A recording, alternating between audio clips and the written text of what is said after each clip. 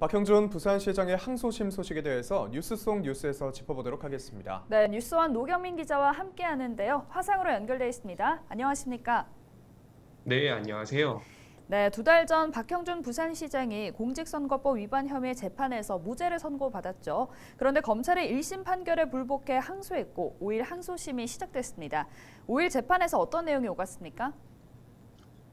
네, 부산고법 형사 2부 재판부는 이 5일 오전 박형준 시장에 대한 항소심 첫 공판 준비기를 열었습니다. 네. 박 시장은 중남미 출장 일정으로 재판에 불출석했습니다.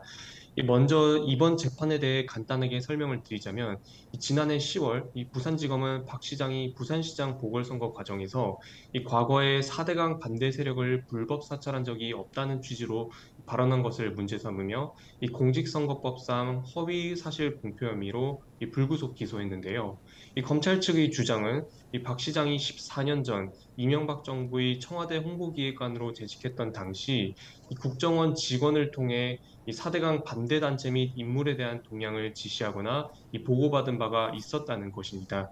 하지만 지난 8월 1심 재판부는 이 검찰의 증거만으로는 이 박 시장이 불법 사찰에 가담했거나 이 나아가 허위 사실을 공표했다고 보기 어렵다며 무죄를 선고했는데요. 이에 검찰은 사실 오인 등을 이유로 항소했습니다.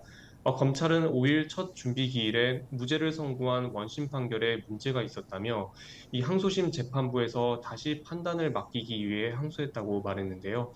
이에 대해 박 시장 측 변호인단은 원심 판결에 문제가 없었다고 반박했습니다.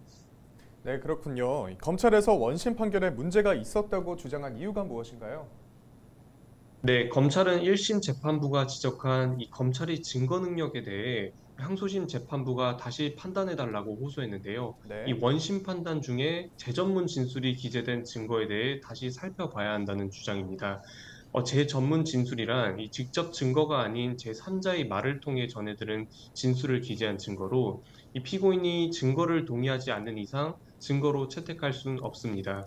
1심 재판부 역시 이 검찰의 주요 증거가 재전문 진술에 해당돼 이 박 시장이 불법 사찰에 관여한 사실을 인정할 수 있는 증거로 볼 수 없다고 판단했습니다. 이처럼 이번 항소심에서는 증거 능력을 두고 이 검찰과 박 시장 측 간 신경전이 이어질 것으로 예상됩니다. 네. 검찰은 재판부에 서면 입증 계획서를 제출하며 이 청와대 비서관 등 추가 증인 3명을 신청하겠다고 밝혔고 이 박 시장 측은 이 재판 사항을 지켜본 뒤 이 증거나 증인을 신청할지 결정하겠다고 밝혔습니다. 재판부는 공직선거법 사건인 만큼 신속히 재판을 진행하겠다고 밝혔습니다. 다음 재판은 2주 후인 10월 19일 오전에 두 번째 공판 준비 기일로 열릴 예정입니다.